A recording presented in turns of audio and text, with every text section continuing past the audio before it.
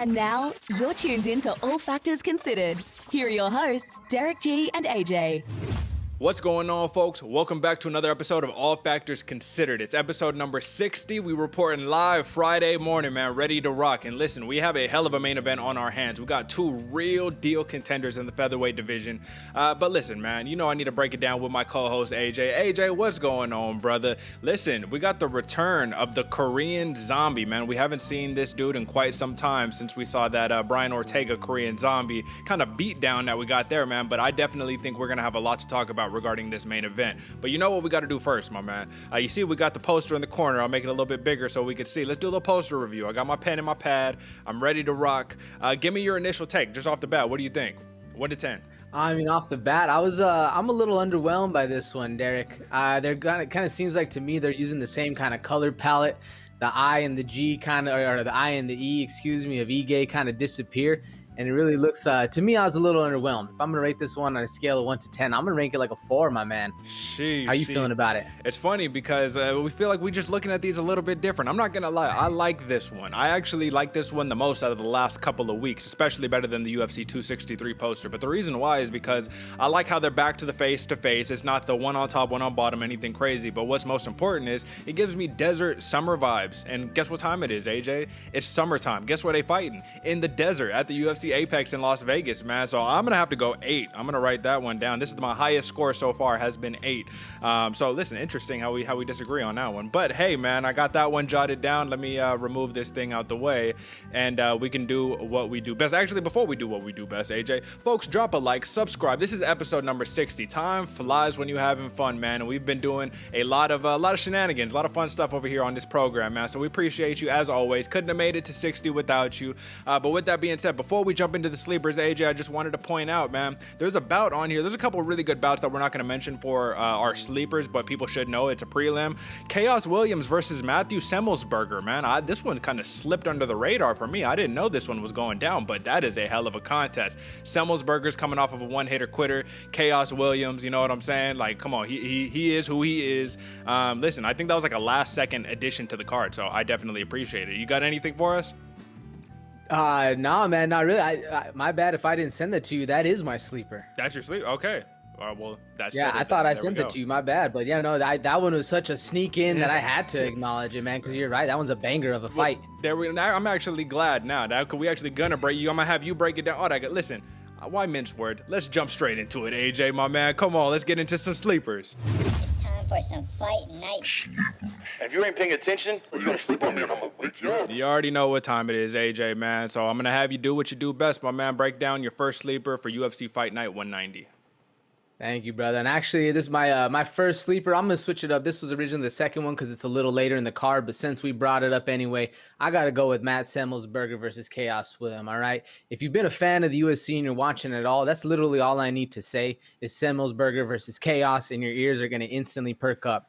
Both these dudes are very talented. Banger of a fight, very, very explosive, man. This one we got to add to the don't blink category because if you've watched any of either of these fighters' last fight, you know they're banging it out and it's a lot of fun, very fast-paced action. It's going to be action from the jump. I'm very, very excited for this one. Like I said before, I couldn't let this one sneak by. This one has to be a sleeper since it's in the prelims. Who's your first, Derick? Well, absolutely, man. Definitely couldn't let that one go by the wayside. But I'll tell you what, folks, if you've been listening to this program, if you have a history of it, you know that I kind of have a certain style in which I like to make my sleepers. I love watching the women MMA contests that we have here, especially the grappling contest specifically due to the dexterity of the fighters, and they can get out of crazy arm bars and triangles and whatnot just because, like I said, so flexible, right? So, no surprise here. I got a strawweight contest in the women's division. We have Kanako Murata facing off against Vina Jandiroba. And if you know anything else, you know these are literally two of my favorite prospects in the UFC right now. And I say prospects not in a disrespectful way, but, you know, they're still very young and very early in their career. Now, this is a sleeper because Murata, she is a judoka, a hell of a judoka. She is a former, she placed gold in freestyle wrestling at the Junior World Championships, man. She was a high school judoka national champion. She's a BJJ purple belt. The striking, there's something to be desired there. There definitely is, but she got her first UFC win over Randa Marcos, man. OG veteran of the game. That's very, very impressive. And lastly, she is a former Invicta strawweight champion. Now, Vina Jandiroba is an absolute killer. We want to talk about BJJ aces. She is basically up there with the Mackenzie Derns of the world. Actually, she just fought Mackenzie Dern in her last fight, and she's one of 2 fighters in the UFC who Mackenzie Dern has a win over, but was not able to submit. So that goes to show her grappling acumen. With that being said, man, she trained Kung Fu, Muay Thai, Judo, and all that stuff. This is going to be a hell of a grappling matchup, folks. It's going to be exciting. Trust me, this is like the highest level grappling you can get in the women's division in UFC, with that being said, man. So that's my first sleeper. AJ, give me your last sleeper. I agree, Derick. You want to see some talent on the ground, go check out Jandiroba, man. This whole fight's going to be crazy. But my second sleeper, Derick, I got Joaquim Silva versus Rick Glenn. Now, Joaquim Silva is a very, very talented Brazilian coming off a devastating loss, and I'm expecting him to fight like it's all on the line, all right? Now, Rick Glenn, he's a sleeper of a fighter because he hasn't fought since 2018. But very underknown, very underappreciated, but very, very, very dangerous. All right. This is a sleeper to me because both of these fighters are little to known, or little at all known at all. But they both pack some serious heat and can end the fight at any time. This one's going to be a blast. It's early in the prelims. I think second or third fight of the night. It's going to be a lot of fun. Make sure you tune in early. Who's your last sleeper, Derick? Right on, man. So my last sleeper is going to be another women's contest. We got a flyweight divisional contest this time around. I got King Casey O'Neill, undefeated, 6-fight win streak, 6, you know what I'm saying, wins in a row. She had a very impressive amateur career, a lot of finishes. I think she won every single one of her amateur fights by finish. She won 3 of her 6 wins in her professional MMA career so far by a finish. And she's fighting Laura Procopio. And both of these fighters are really, really big for the division, right? Procopio, we saw her hugeness in her last fight. And listen, she's a good striker, you know, huge for 125, BJJ black belt, 7-1 in MMA, 1-0 in the UFC, man. Both of these are 1-1 in the UFC, excuse me. But this is going to be a good test for Casey O'Neill because she has a lot of hype around her. If you know anything, you know that she was very hyped up, brought into the UFC promotion, and she got a big, big win in her first fight, man. She won it by finish. So with that being said, we got 2 really, really legit big strikers, and listen, we're going to get into it, man. AJ, man, we all good over there. Nothing fell apart too crazy, shit, right? brother. My bad. No, you all good. You all good. All right, man, that's the sleeper. So let's jump into some main card, my man. Here's to another main card breakdown, courtesy of your hosts, Derick G and AJ. And listen, man, what about to kick off the card with, man? The immortal Matt Brown, excuse me. He opens up as a plus 145 underdog to Diego Lima as a minus 170 favorite. And I need to ask you off the bat, AJ, you shaking your head a little bit. You seem to disagree just slightly. What do you think about the odds going into these fights with a 40-plus-year-old Matt Brown and like a 33-year-old Diego Lima? I think it comes into the fact of why Matt Brown is an underdog is that age. You just talked about it. 40 years old. He's a little older of a dude. And really, I mean, his nickname stands true, man. Matt Brown is immortal. This dude, even in his last fight against Carlos Condit, he might have lost it, but he was grinding it out. He was winning the first round for the majority of the time until Carlos Condit was able to flip it around, get the position, and really start to take over the fight. But man, Matt Brown, this dude has been a long-time killer in the game. And personally, I was just shaking my head on that because watching Matt Brown fight Carlos Condit versus Diego Lima fight Bilal Muhammad, I was way more impressed with how Matt Brown was able to hand himself than how Diego Lima was acting against Bilal Muhammad. Don't get me wrong, Bilal Muhammad, an amazing fighter, hella pressure, and probably fought his best fight against Diego Lima. Yeah. But I was a little underwhelmed with how Diego Lima was going about it. He wasn't really necessarily firing off as many kicks as I was expecting. I expected him to be long, lanky, maintaining reach. And it just kind of got pressured and kind of got stuffed, really, and wasn't able to fight like I thought Diego Lima was going to fight. What do you think, Derick? Do you think the odds are representative of what's going on? I was a little surprised, to be honest, because I felt the same way about Diego Lima's last performance against Bilal Muhammad. And what's really interesting is I was watching Matt Brown in his pre-fight presser, and he was basically saying how impressed he was of Diego Lima. And I know, you know what I'm saying? I was like, yo, like, okay, that's interesting. But then there's the caveat of these two know each other. They actually used to train together, and they know each other very, very well. And there's a lot of respect between these two. So for that reason, I believe that's what Matt Brown is saying. He was more of saying, like, once he gets his mental stuff together in the cage, you don't know how good this dude is because he's killing people in the gym. Like, I think it's very common knowledge at this point, right, AJ, that there's a lot of legit fighters who train at a Diego Lima gym. You know what I'm saying? I don't know if it's American Top Team Diego Lima. I think that's what it is.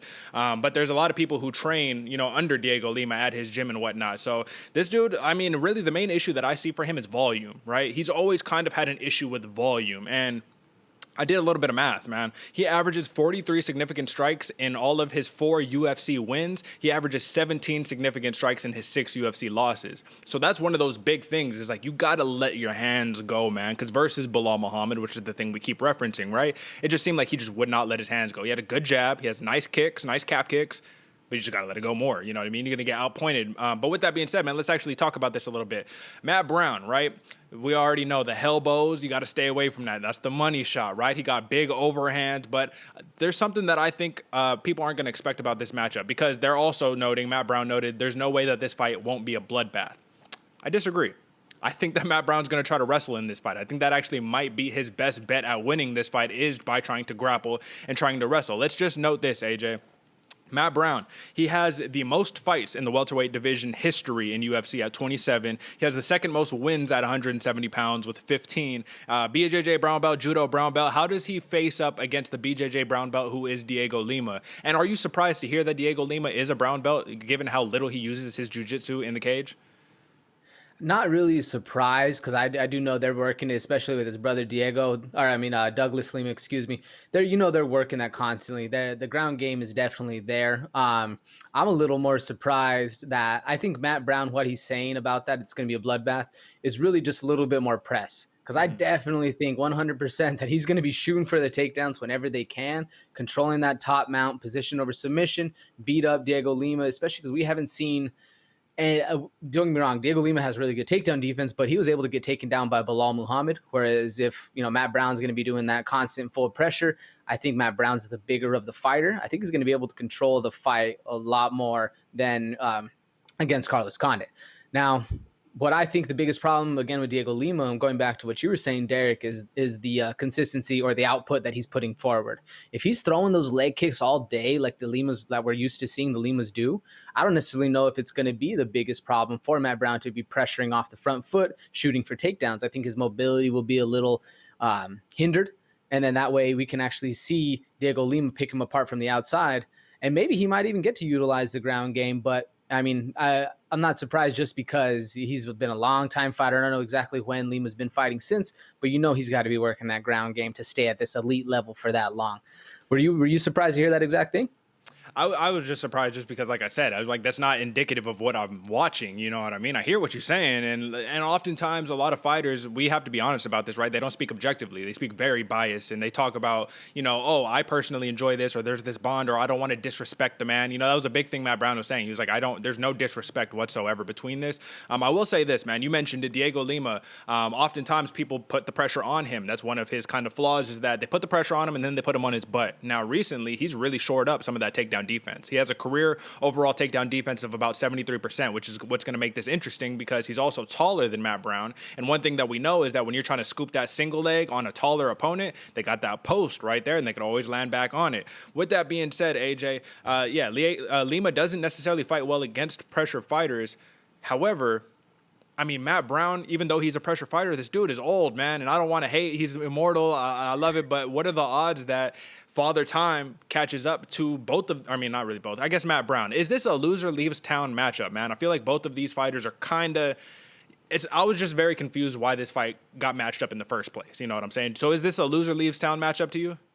It feels like it, doesn't it? It really does feel like both Matt Brown and Diego Lima are kind of on their last limbs, both having losses in their last fights.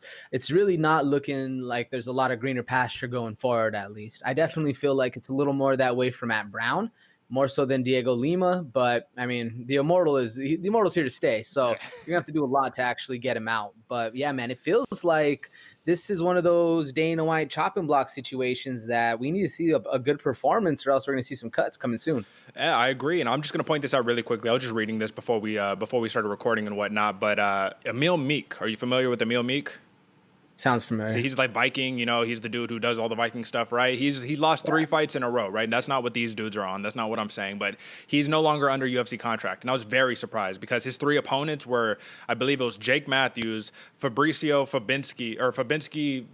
Bartosz Fabinski, excuse me, and Kamaru Usman. And then it's like, you're not under contract after something like that. So it's crazy. So yeah, I definitely think that's kind of the case here, because my other question to you, AJ, before we kind of give our picks on this one is, what is left for Matt Brown to prove at this point? You know what I mean? Like he said he was like, the only thing I'm really chasing is I don't want to get humiliated. But like, you know, I still don't think that I've gotten my best performance yet. And it's like, it's chasing the dragon. You're at 40 years old, bro. You're never going to get that best performance. But with that being said, is there anything left to prove for Matt Brown?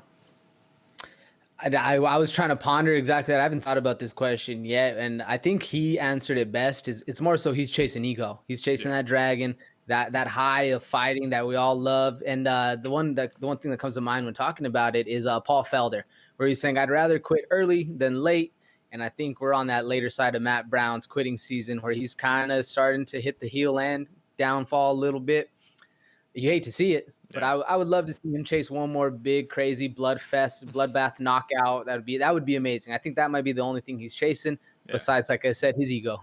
Yeah, basically at this point, just leave it all in the cage, right? Leave it all in the cage, and may the best man win. But with that being said, AJ, the really key factor that makes this fight interesting to me is the amount of experience both of these fighters have and how well they know each other. Because it could be kind of like that Gilbert Burns Kamaru Usman, where he's like, bro, I know I've dropped you in training. I know what works on you. You know what I'm saying? So it'll be interesting to see how both of these fighters execute their game plan. With that being said, AJ, it's time for the picks. Who do you have and why?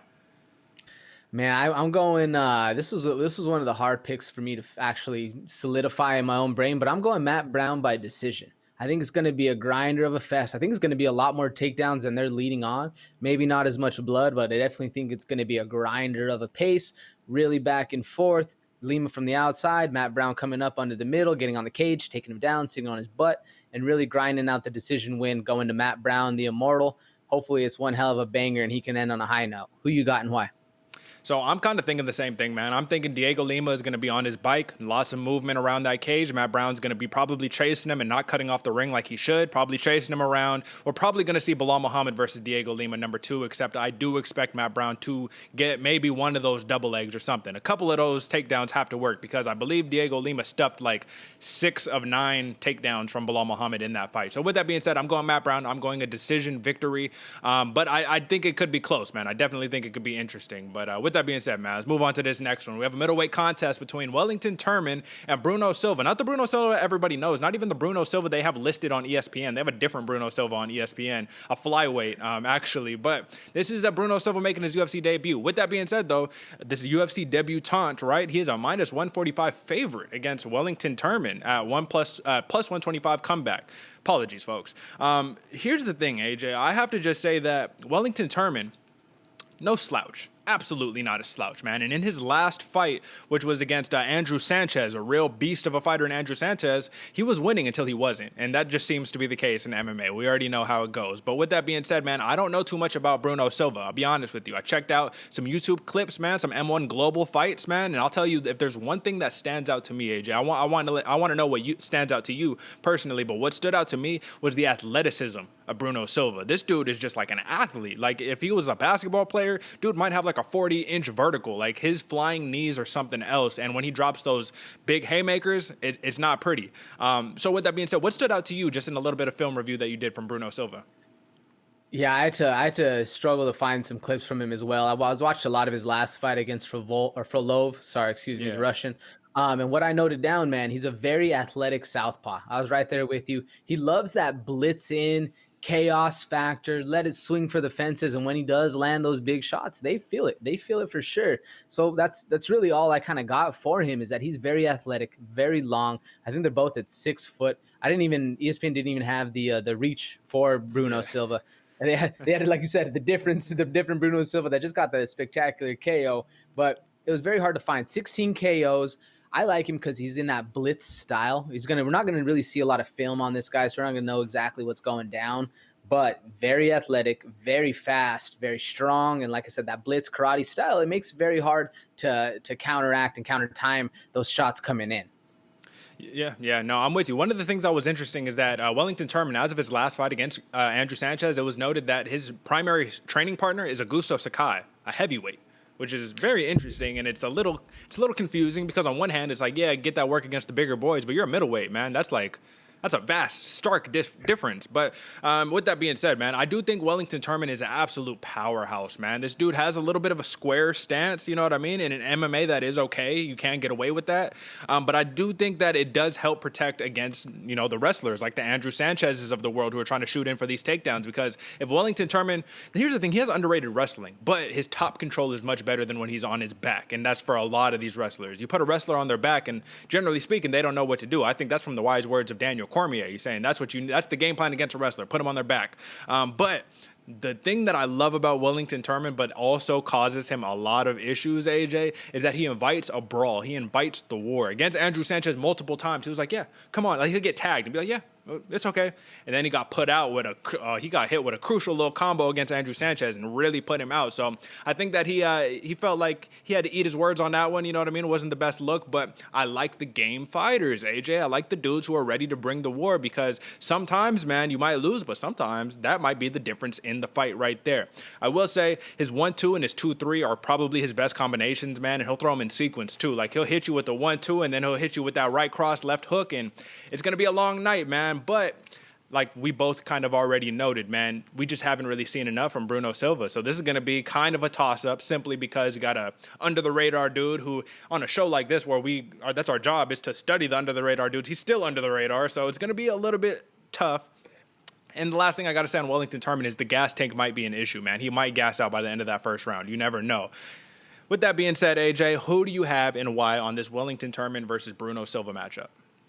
Yeah, Derick, you hit the nail on the head for Wellington Turman. I have the exact same stuff. Very snappy front kick. Gas tank is a bit of a problem, and when he starts to throw, because he loves to engage, that head stays a little still. We saw what happened against Andrew Sanchez. But for me personally, Derick, I'm going Silva. I'm going Bruno Silva with the KO.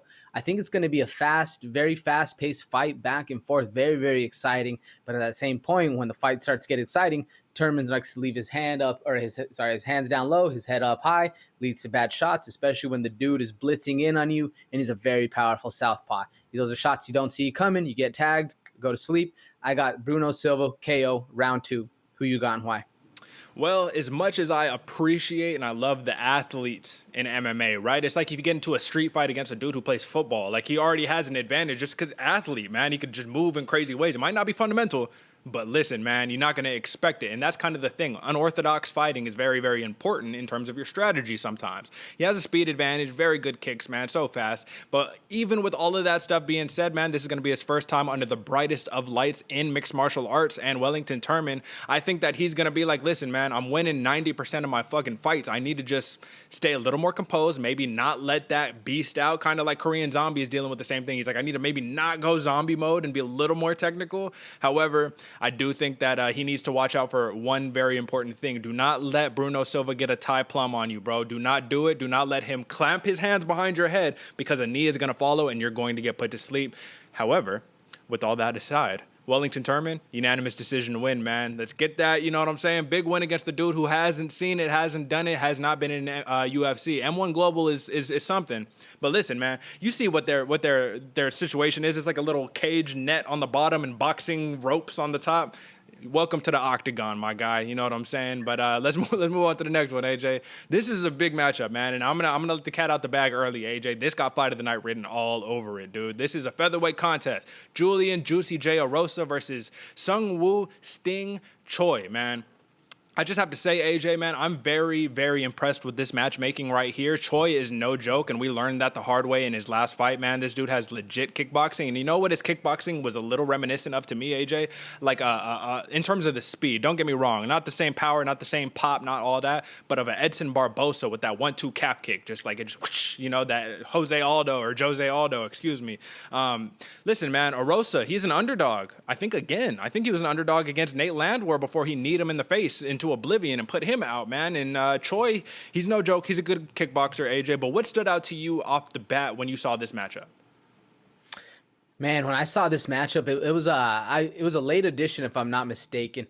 And what I was excited for in my mind, I was like, man, this is a sleeper of a fight, and this has fight of the night potential written all over it. Julian Erosa, I think he's coming in as the underdog because he's very awkward.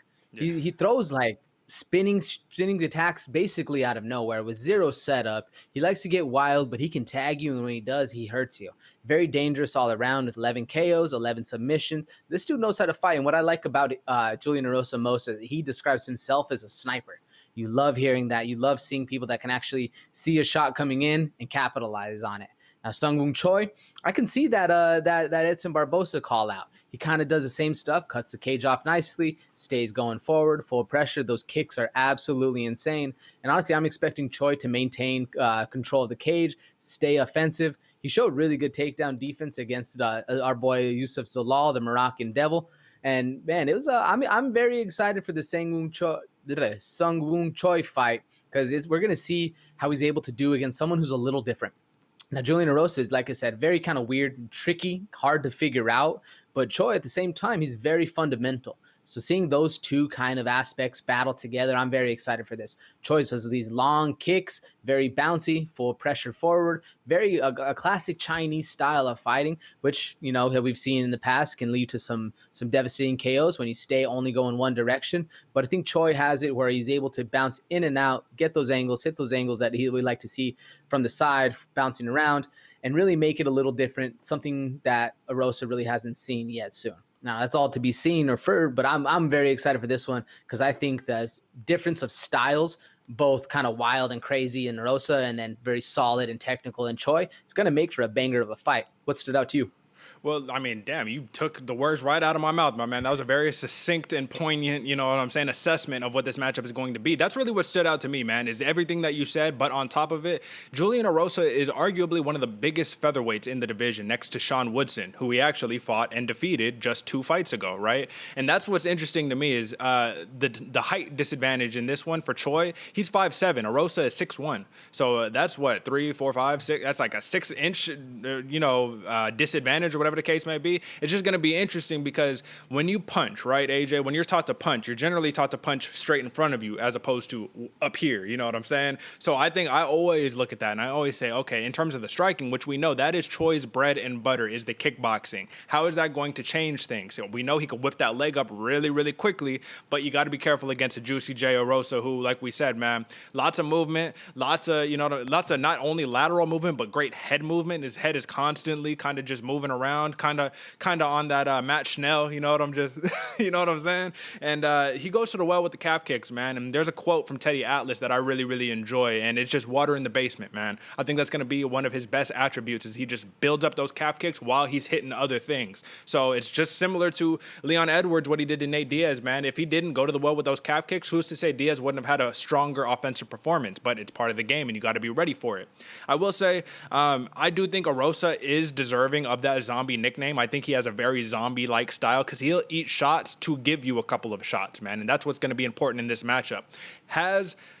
Here's the thing. Choi is very, very legit. I really enjoy him as a prospect, and I think he could be a contender. However, he's 9-3, AJ. 2-2 in the UFC, 9-3 in his MMA career. Julian Erosa, people forgot about this dude because he was in the UFC before and then, had a layoff and then came back, right? 25-8. Only 2-4 in the UFC. Not very great in the UFC, but he's 25-8 and he has a lot of experience. 11 knockout wins, 11 submission wins. That's what I want to ask you about, AJ. In terms of the submissions, Choi, no submission wins under his belt. He's not really a great grappler. You know what I mean? He's got some decent takedown defense, but with that being said, AJ, do you think Erosa says, I'm not going to go out crazy war style, I'm going to attack you where you're most vulnerable, and I'm going to try to snatch your neck, basically? What do you think?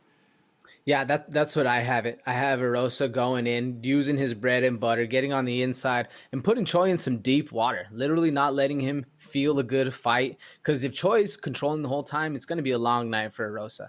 I have Erosa literally looking for the takedown, going in. Maybe he doesn't get it and comes back up with some crazy counter shots. We'll see. But I definitely think the key to victory for Erosa is getting the takedown, controlling the fight, position over submission, beat up Choi, and like I said, drag him to deep water that he's never seen before. 9-3, it's a lot less than that 15 minutes you're talking about, even though Erosa has had a little bit of time off. Now, I mean, we're gonna see how that actually goes down because Choi, he's been working hard, and that even with the use of Zalal in his last fight, his takedown defense was very well. So if he's improving on that even more and he's able to stuff the Erosa takedowns, it's gonna be crazy. That one, I'm right there for. I'm gonna be like, this is gonna be insane. For me, this is actually another hard one to choose where I can see both fighters winning it by certain direction. You know what I'm saying? I could see Choi easily winning by decision, or I could see Erosa getting a submission.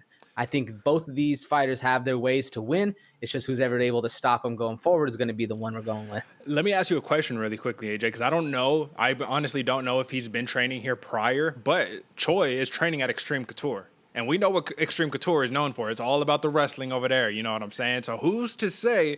I mean, if Francis Ngannou says, I need to learn how to stuff a takedown, I need to learn how to take a back off of a sprawl, I'm going to go to Extreme Couture. Who's to say we're not about to see some wrestling, you know what I mean, Choi out of nowhere? You know what I'm saying? But I do think his nickname is Sting for a reason, man, because that is his bread and butter, and that's where he's trying to get you out at. I will say both of these fighters strike almost at a 50% clip. However, the southpaw in Erosa, he lands about 2 more significant strikes per minute than Choi does, from 5 to 3.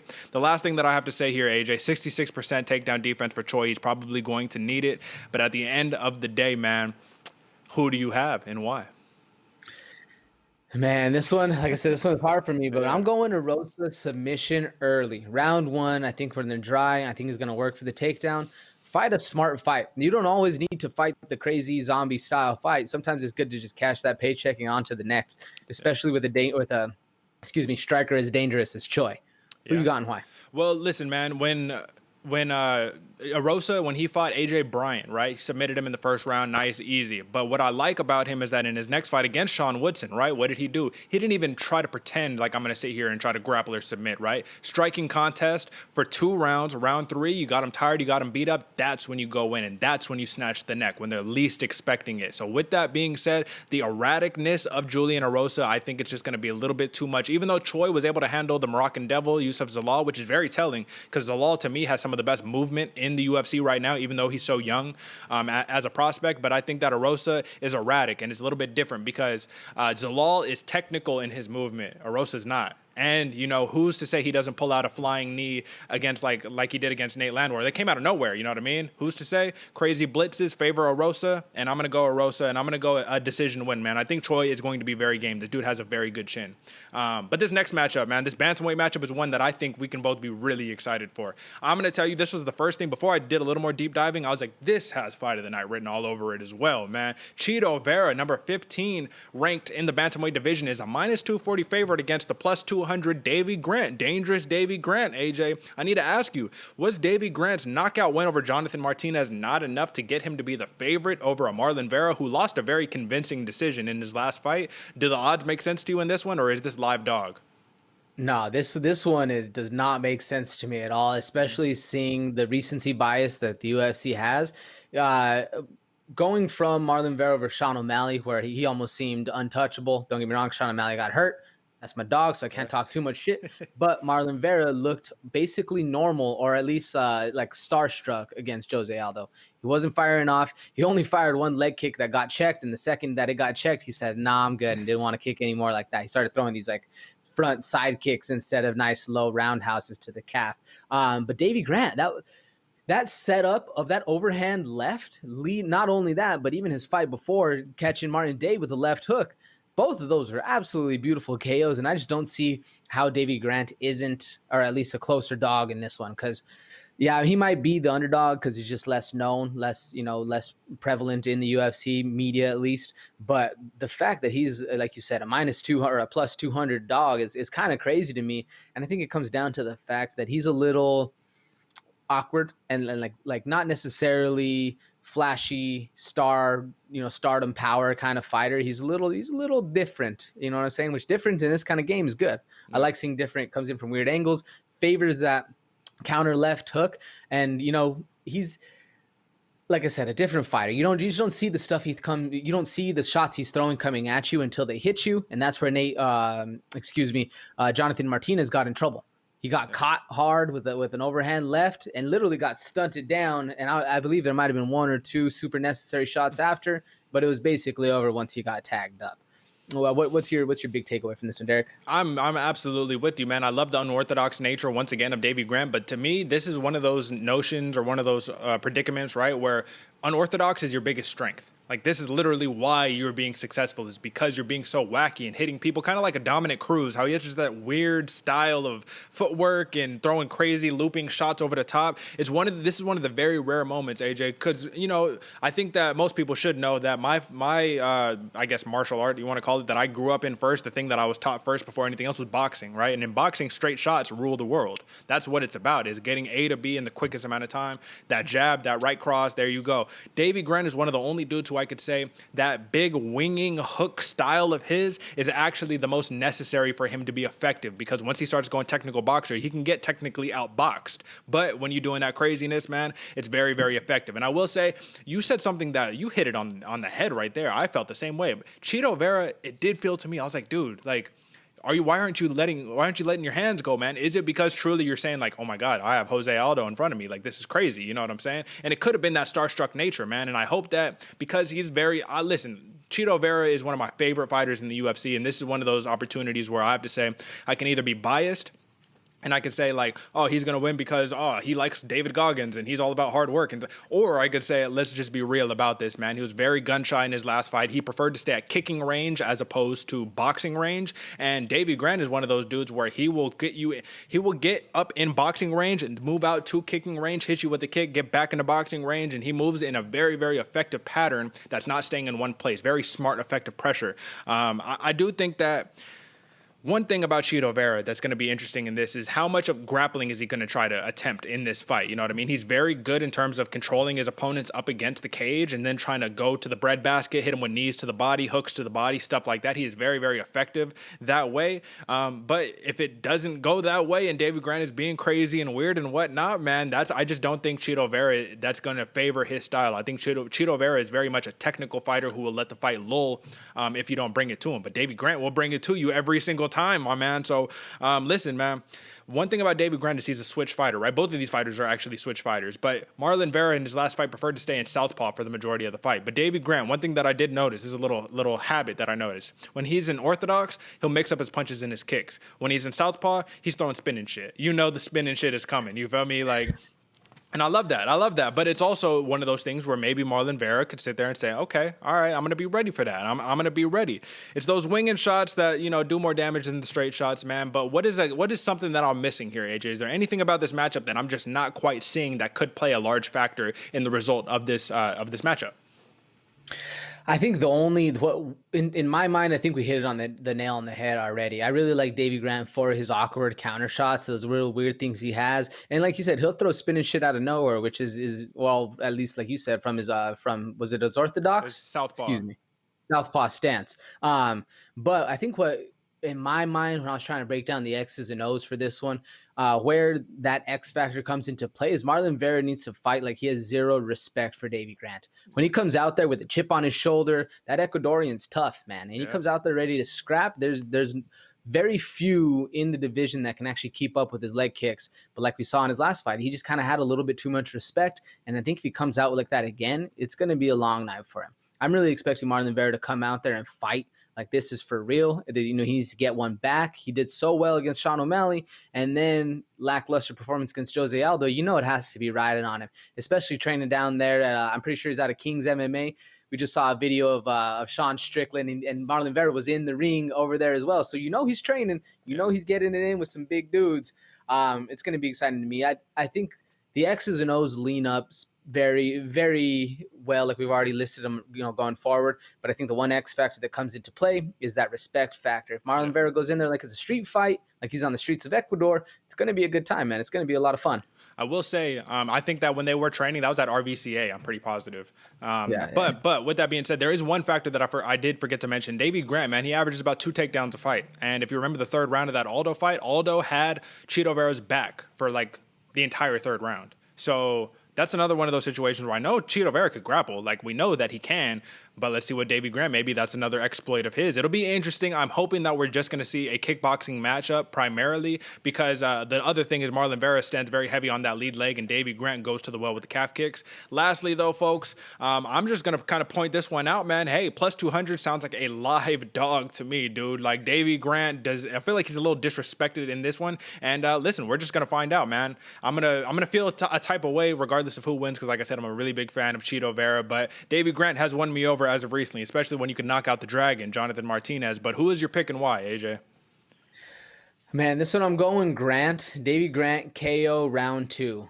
It sounds crazy. I wanted to go by decision on this one, but I think it's going to be back and forth. I'm really hoping for a kickboxing match. Yeah. I'm expecting Davey Grant to control position. If he fights this fight on his terms, it's going to be a lot of fun. The same can be said for Marlon Vera, but I got Davey Grant and KO round 2. Who you got and why?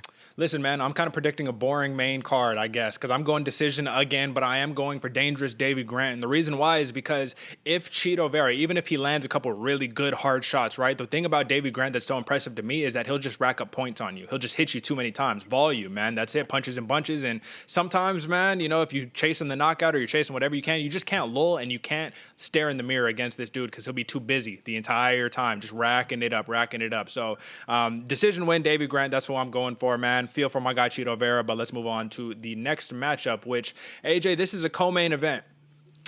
Give me your thoughts, just off the bat. Just why? We've been kind of let down with heavyweight contests as of recently. You know, do you agree that, look at the Carlos Felipe versus who'd he just fight? He just fought somebody, but that was the first fight at UFC 263. Kind of a bummer, you know what I'm saying? Augusto Sakai, Rosenstruck. I mean, yeah, we got the KO buzzer beater knockout, but it was pretty damn boring, right?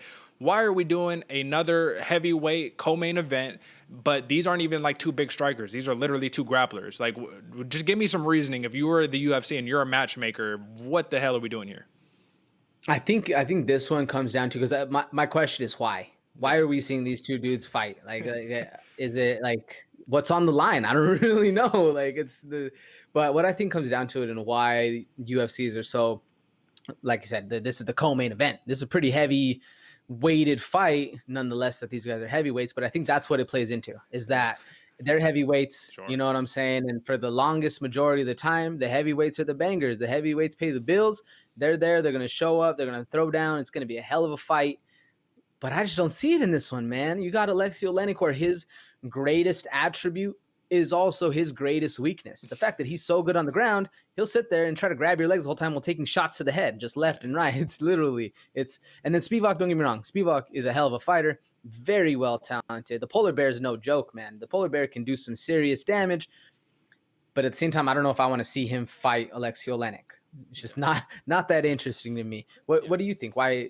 Are you in agreement with me, or you got something different? I'm in agreement for the most part. I do think there's one thing that is on the line on this one, and it's right here on our graphic, man. Alexei Oleinik, number 15 next to his name. I think that's the only thing on the line. I think they say, once we get you out of the rankings, pal, that's it for you. You know what I'm saying? No disrespect to the boa constrictor, man. This dude's a legend, but this dude is also, let me see. I got his age up here somewhere. Dude's old as hell, man. I think it don't even matter what his age is. He's like 43 or something 43. Crazy. Like, yeah, he's old, man. That's really the point that we need to be making here. Ultimately, AJ, Sergey Spivak is an absolute beast. He is a monster. We have seen this, and I think that this is going to test, man. Can you get past the submission specialist in Oleinik? Because he is more or less playing the gatekeeper role right now. So I think that's what's on the line. Let me do it proper. Alexei Oleinik opens up as a plus 180 underdog against the minus 220 favorite in Sergey Spivak, man. And folks, if you notice his name is spelled wrong here, it's because they have it spelled 5 different ways on every website that you go to, man. You never know how to spell a man's name, so no disrespect intended. But we know one thing is for sure, AJ. We know one thing is very clear and certain.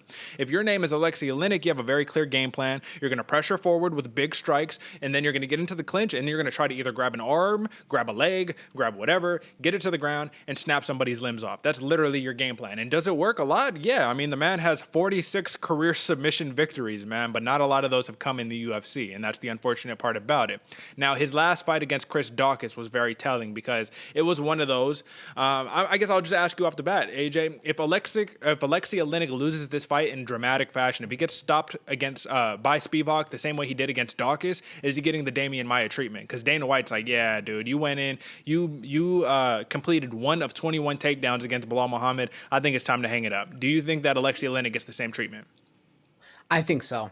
I do think so. And it's hard because every time I write his record, 59, 15-1, I'm like, dude, how can anybody disrespect this man? Yeah. Like, he's been doing it for a long time, but his favorite combo is dip under, throw heavy overhand rights. That's literally it. And if he doesn't land that, he's shooting for a takedown.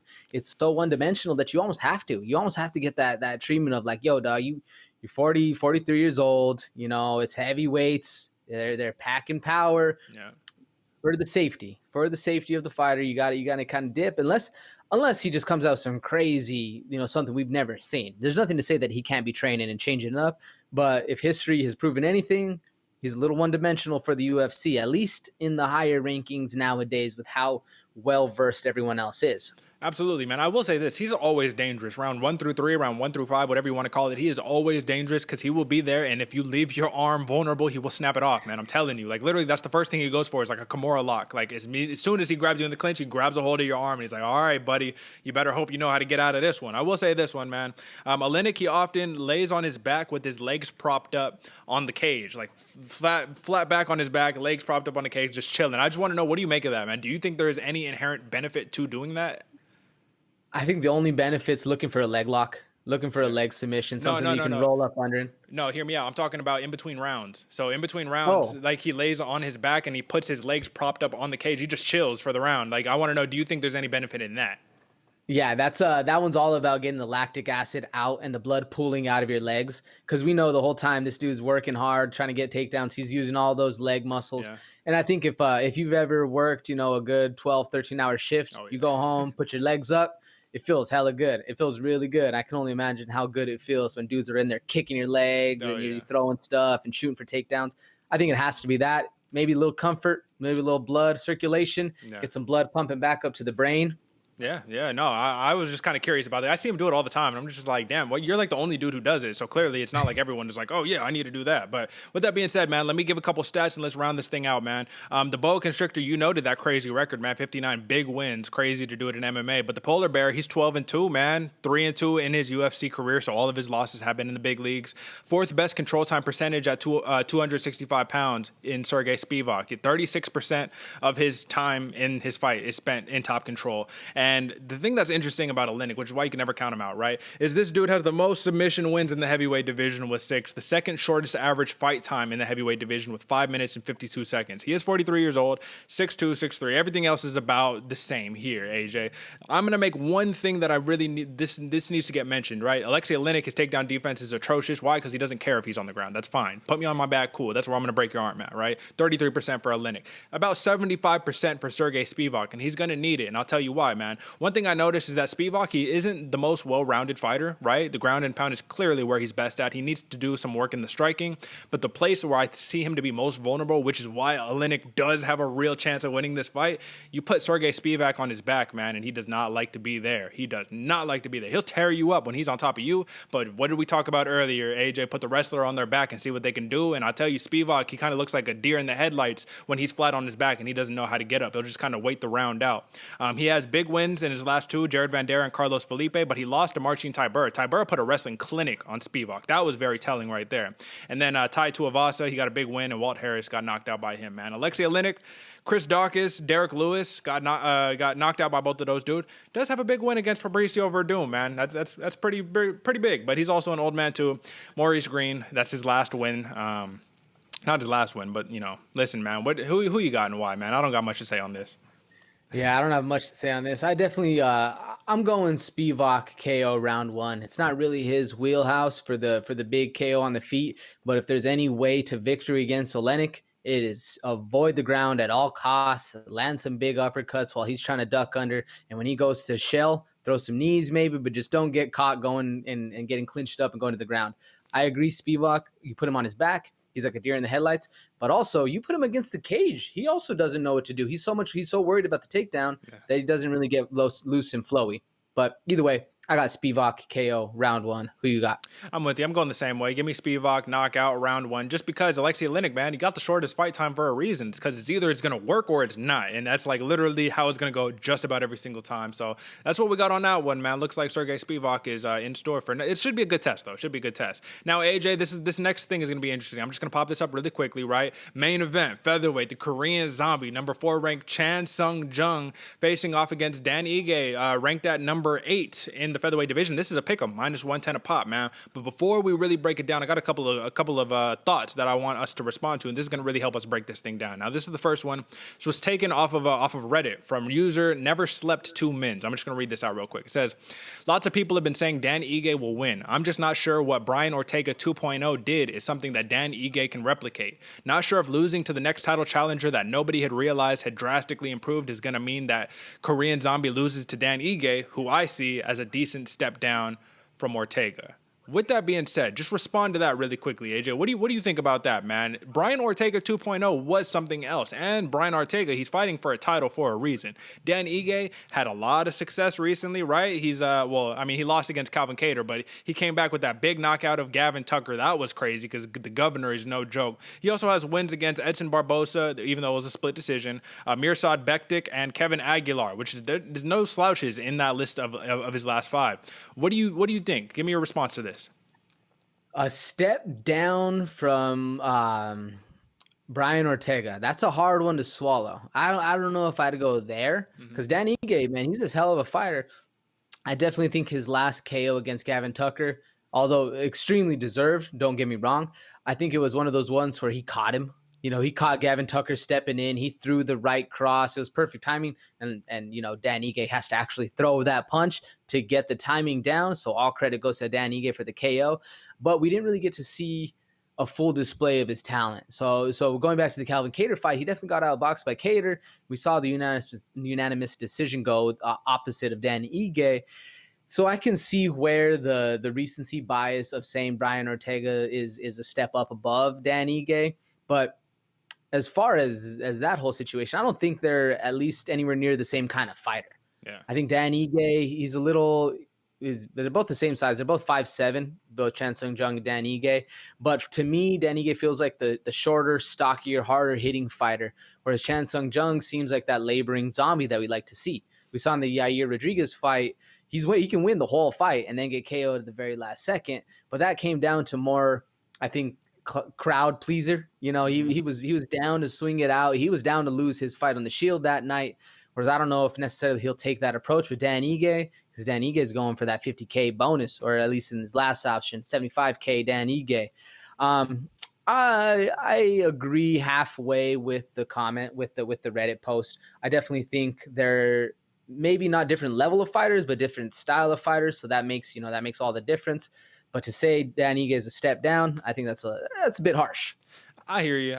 And I'll definitely say I think Dan Ige is a completely different fighter, right? He's more of a boxer, you know what I'm saying? He's got some good wrestling. But that's kind of where it ends with Dan Ige, right? You know, he does most of his work in boxing range, which is like, it's super effective and it works for him. So it's not like that's any disrespect. But I think Brian Ortega, kind of what maybe that post was inferring to, is saying that, like, listen, this dude could do it all. He could hit you everywhere. He was outboxing you the entire fight. He could out kickbox you. If you want to take it to the ground, he'll submit you. He's probably a better grappler. There's just so many factors. And one of the things Ortega did was he was going to the well with calf kicks, then he would fake a takedown and then come up over the top, and he would just confuse him, man. And if you've been watching The Ultimate Fighter, I don't know if you have, AJ, I have, Brian Ortega coaching it, that's one of the things he tells his fighters. He's all like, you're going to go to the cap, mix it up to the head. We're going to play mind games here. We're going to be strategic here. But I do think it's definitely, it was an interesting take. And I have one more before we give our, all that good stuff, right? So this is from username Sadate All Damn Day. Don't know what it means, but shout out to you. It says, I'm going to read it off again. I always thought the part of Ortega's win over Korean Zombie people didn't really talk about was how much slower Korean Zombie looked in that fight than his previous 2. I just think the guy is aging out of upper tier contention, Maybe he can get his mojo back, but I think this one might end up being similar to Korean Zombie versus Frankie Edgar, where Frankie just looked too slow to deal with Korean Zombie. Similarly, it really wouldn't surprise me at all if Ige blew KZ out of the water just based on being the fighter in his prime at peak health.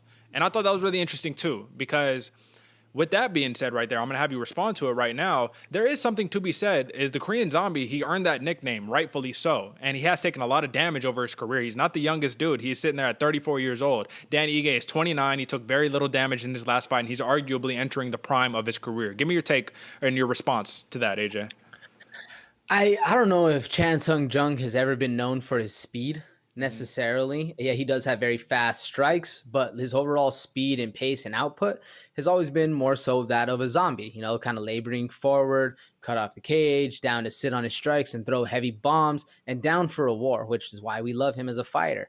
Him losing his speed, I don't necessarily agree with that as much. He definitely is getting older. All of us, you know, we're all getting older in the fight game. But I instantly, before even hearing that comment, I would have gave the speed advantage to Dan Ige in the fact of just having more, you know, life and exuberance, being the younger fighter going forward. And he has that timing that we like to see, because Chan Sung Jung definitely did get outpaced and was the slower fighter in the Brian Ortega fight.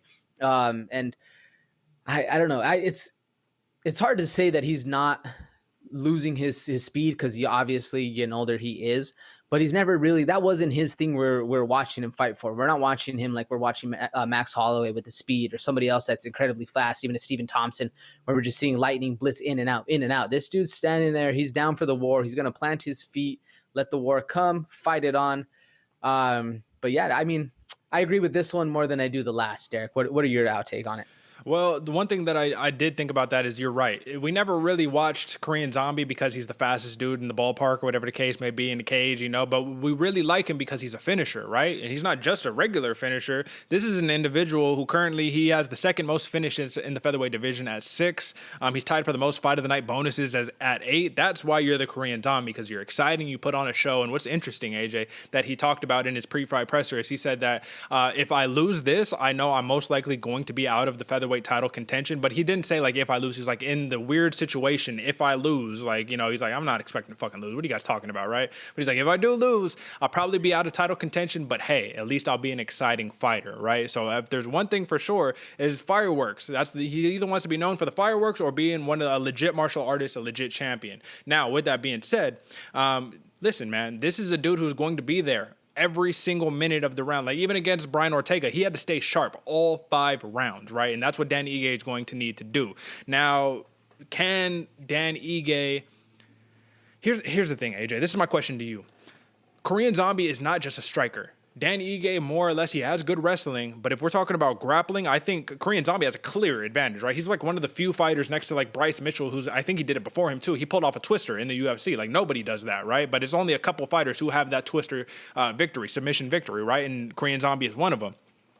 One of the things that I really like about Korean Zombie, man, is if he hurts you, if he wobbles you, he's not the type of dude who I'm going to run up and I'm just going to overwhelm you with strikes. He will say, oh, you're wobbled? All right, I'm going to grab your back, hooks in, and I'm going to choke you out. You know what I mean? Like, I'm going to grab you, I'm going to grapple you, and then if let's just say I happen to not get the submission victory, okay, well, my hooks are in, and now I'm just pummeling you from top position, right? I'm pretty sure that's exactly how it went against Frankie Edgar. Like, he couldn't get the submission. So what did he do? He just strikes until they finished Frankie Edgar, right? So I think that's going to definitely come into play. On the feet, though, AJ, there's levels to this, right? Oh yeah. So who has the advantage on the feet? Give me a percentage wise, like a 50-50, 80-20. Give me a percentage who has the advantage on the feet in this matchup. On the feet, I think it's a lot closer. I definitely think Chan Sung Jung has the advantage on the ground for sure. But honestly, man, I'd go like 55-45. Ige has the advantage on the feet.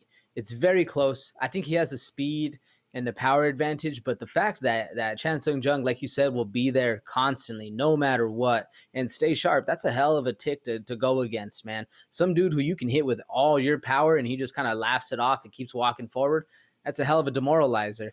We'll see how it plays out going forward. But if I had to give it a percentage on the feet, I'm going 55-45 to Mr. 50K Ige.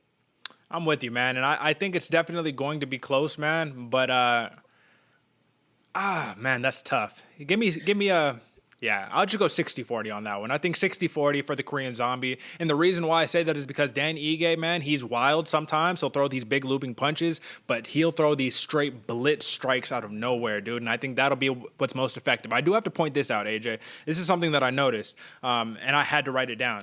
Korean Zombie does this oftentimes. And it was a lot more effective for Brian Ortega because he was fighting out of southpaw, and that's not how Dan Ige fights. But he'll use his left hand, and he'll paw, and he'll parry. So he uses this to block the jab, right? Just parry, keep that timing, keep that distance management. But one thing he doesn't do with it is guard his chin.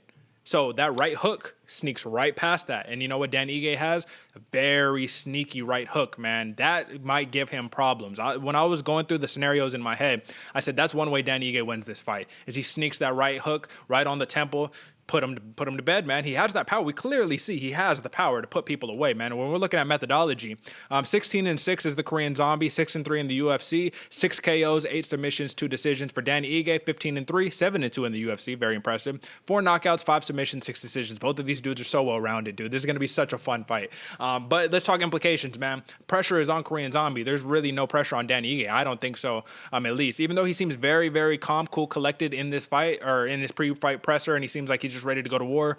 Let me just ask you, man, do you think that, like, what would a loss truly do? We talked about it a little bit just a second ago, right? But what does the loss do for the Korean Zombie at this point, right? No longer in the title contention, but do you think that this puts him on a real bad spot? Because he's won majority of his fights, you know what I'm saying? He's won the majority of his fights, but I think he's lost a lot of crowd notoriety and popularity lately. So I do believe that for sure, if he loses and loses in stunning fashion, I think he's out of title contention and starting to go a little bit more to that gatekeeper position that we always talk about. He's been around so long. 16-6? Yeah. So what's that? 22 fights. Man, he's been around for quite a while. But not necessarily big wins, don't get me wrong, over Frankie Edgar and Renato Macano, but also very big losses against Ortega Rodriguez, Brian Ortega #2. So I think if Chan Sung Jung loses this fight, he's kind of dropped back down, middle of the heap, not necessarily top contender anymore. I don't know if he'll get cut, maybe within the next 2 or 3, depending on how it goes. But I definitely think he's going to become more of that, that Alexio Lenin kind of fighter we were talking about before, where we know what he's going to do. We know he's going to walk forward. We know it's going to be a hell of a brawl. He's going to be there the whole fight. But can you outclass this guy, out-technique this guy, and get past? I'm glad you noted that one thing about him pawing at the left hand, or him pawing his left hand to distract the jab and pairing the other ones. Because one thing Dan Ige likes to do is not only that right cross or that right hook coming over the top, he'll throw that hook, and the second that Chan Sung Jung starts to parry it outside, he'll throw it right down that right cross straight down the pipe. And once you get that hand opening up, that chin opens up and taps him right there. It's going to be a long night. I see this fight. This one is actually very, very hard for me to pick. I've gone back and forth on this one, and the fact that they're both 110 favorites makes sense. This one's truly a pick 'em. It's going to be interesting to see how it goes down. Yeah. And I'm absolutely with you, man. I do think that I'm got to put a little more respect on the Korean Zombie's name, man. I don't think a loss ends anything really crazy for him. I think he would be able to get back into title contention if he strung together some good wins, but he'd have to just be a little more active. One of the things that he did note is that before he was making his training camps, they had to be in South Korea, right? Now he says, fuck that. I moved down to the United States because his coach, like his whole team, I guess was kind of mad at him, being like, bro, like, why do we have, no, you need to come down here. This is where all the best trainers are at, all that good stuff. But maybe he was just trying to make the argument because that's what Charles Oliveira did. He was like, I don't need to move to America to be a champion. You know what I mean? Like, I can do it where I'm from. But it's a little bit different. You know what I mean? It's just a little bit different, especially with the COVID protocol in different places around the world right now. United States is opening up a lot more than other places. This might be the best place to be. At the end of the day, man, I do think that the Korean Zombie, for me personally, I'm going to give my pick on this one. I think the Korean Zombie he's got a little too much experience with the real deal high-level cats, and he has a couple more tricks in his bag than Dan Ige does. Because, like I said, Dan Ige primarily does the majority of his work in boxing range, and Korean Zombie, he's going to eat away at the canvas until he gets into boxing range. But like I said, he can also grapple with you, and I think that if he decides I need to squeak out a win and I need to do it the boring way, there's not much I can see Dan Ige doing to stop it. So I'm going to go Korean Zombie, but I'm going to go once again, AJ. I think I'm doing it for literally every single pick. Unanimous decision victory, man. 5-round grind fest. Who do you have and why? Yeah, no, I'm right with you. I can totally see that going down. I can also see Dan Ige throwing some shots and Korean Zombie just walking absolutely through them. But me, man, like I said, this one's hard for me. This one was a toss-up. I've been changing my decision back and forth constantly, but I'm going Dan Ige by decision. I think it's going to be a grinder of a fest, fighting it out, boxing range, back and forth. It's going to be bloody. This is going to be that bloodbath that we were looking for the Matt Brown, Diego Lima fight. Oh, yeah. I think this one's going to be very bloody. I think Chan Sung Jung isn't going to take a back step, whereas Ige is going to be trying to fight in boxing range, full pressure the whole time. Either way, I got Dan Ige by decision. I think it's going to be fun. It'll definitely be a fun one, folks. So if you enjoy the breakdowns, you enjoy the main card stuff, drop a like, subscribe, all that good stuff, allfactorsconsidered.com. And before we get out of here, you know what we got to do, AJ. And now, the All Factors Considered Fight of the Night picks are in. The fight of the night picks are in, AJ. We got a couple of them. We have a lot to choose from in this card. This is one of the few where I'm just like, this could go a lot of different ways, man. And yeah, give me your fight of the night. Who do you got? Man, you're right. This one can go a lot of ways. I'm going to go Marlon Vera versus Davey Grant. I think that's going to be a good one. I wanted to go the Terman Bruno Silva as well as the Choi, but man, I think the Marlon Vera Davey Grant is going to be a lot of fun going forward. Who you got and why? I'm with you, man. I'm going to go Julian, Juicy J, Erosa versus Sting. You know what I'm saying? Seungwoo, Choi. I just think that's going to be a crazy kickboxing matchup, man. I think that these two are have the perfect clash of styles to make it exciting, make it a banger, make it 1-1 going into the third. Like, who is about to win this fight? I think it could totally be one of those. And the backup, the one that I checked too, AJ. You did send me that as your sleeper. I just blanked on that one. But the Matthew Semmelsberger versus Chaos Williams, man. You know Chaos is going to be wanting another one after his last performance. You know he's going to want one of those KO victories. I think he's not going to be gun shy. He's going to let the hands go. That could be a fight of the night as well. So we gave you more content than y'all needed, man, but that's what we do over here at All Factors Consider, baby. Come on. So listen, man, AJ,